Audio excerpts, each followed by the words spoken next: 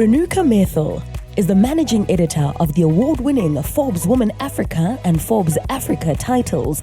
She's particularly excited about the future of female entrepreneurship and leadership on the African continent.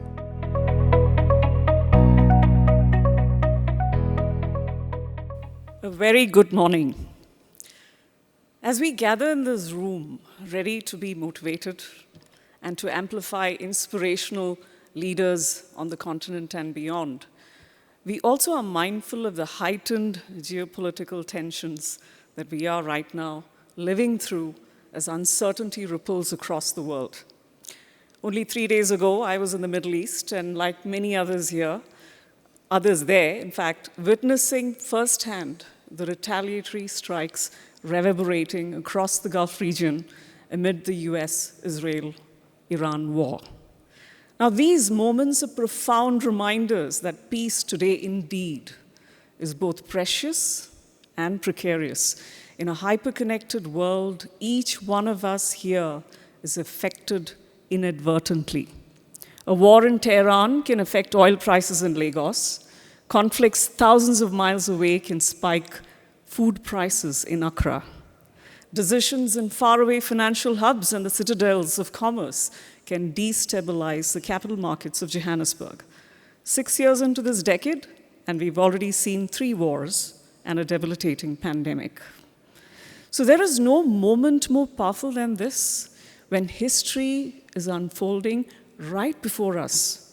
There's no more powerful moment than this to truly tell and, more importantly, feel the stories that shape our world. The great work of rebuilding and restoring becomes even more important, but also the power of human connections. In times like these, my thoughts also turn to the generations who came before us, women who faced far greater trials and struggles in their fight for everyday freedom, and yet they overcame them. Here, on this very soil in South Africa, this year, we're observing 70 years since the historic Women's March in 1956. 20,000 women, very brave women from every background, marched to the Union buildings in Pretoria, not too far from here, their heads held high and carrying petitions, banners, and the weight of generations who had been told their voices did not matter.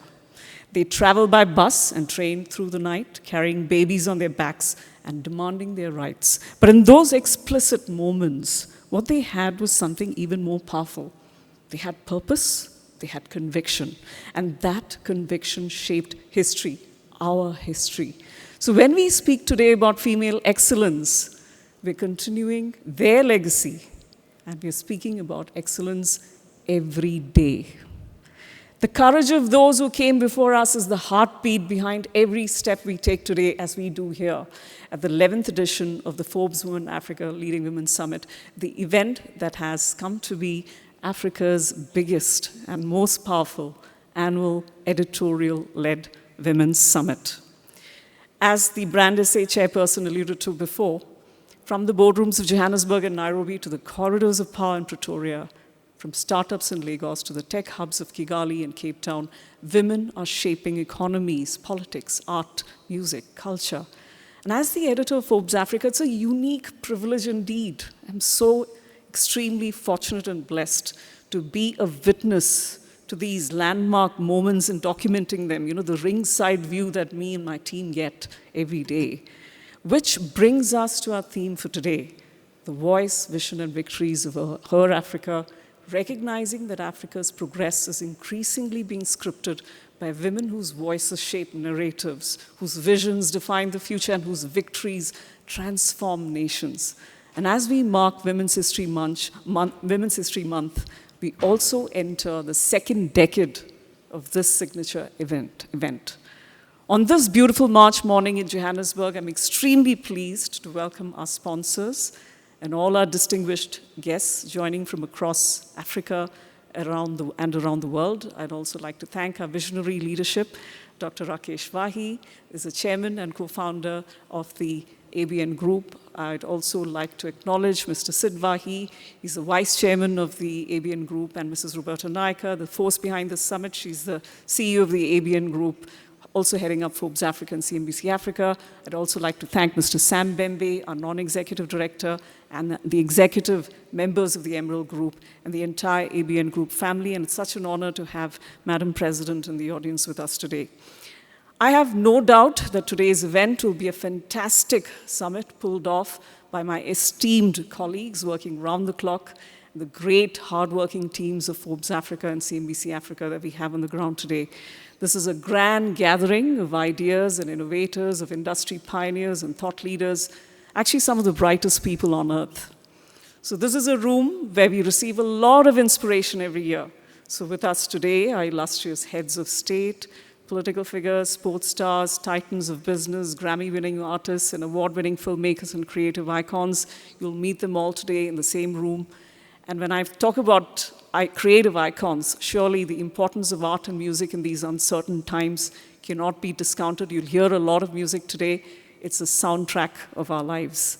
And in the ever-changing journalistic landscape, we help you understand this world that you'll see today. We help you understand this world today. And because we cut through the noise, upholding first-in-class, award-winning journalism, amplifying trusted facts and news, and knowing, this is what I tell my team all the time, knowing that there is always more than one answer to any question and more than one side to any story. Here in South Africa, 2026 also marks 50 years since the Soweto Youth Uprising, a pivotal moment in the country's struggle for freedom and democracy. And thus, as every year, this year too, we bring young and old, multiple generations together, women of ages from 18 to 80 and beyond, and with extraordinary stories of grit and gumption to tell. During the course of today, as we move from the summit to the award ceremony, the unfiltered dialogues will no doubt harness our collective brilliance, but may the discourse also go beyond this ballroom to measurable action. It's about creating a community that stands by one another, that sticks with each other. And as a favorite poet, Maya Angelou, has said, quote unquote, "Let me remind all women that we live longer and better lives when we have sisters we love. Not necessarily born in our bloodline or of our race, but sisters." This is that room. This is that moment. And as we wave the flags of freedom, you've got the flags on your tables. These are the flags of freedom, of hope, of excellence. And we commend ourselves for our victories. I thus declare this event open. Esteemed guests, presenting the 2026 Forbes Woman Africa Leading Women Summit.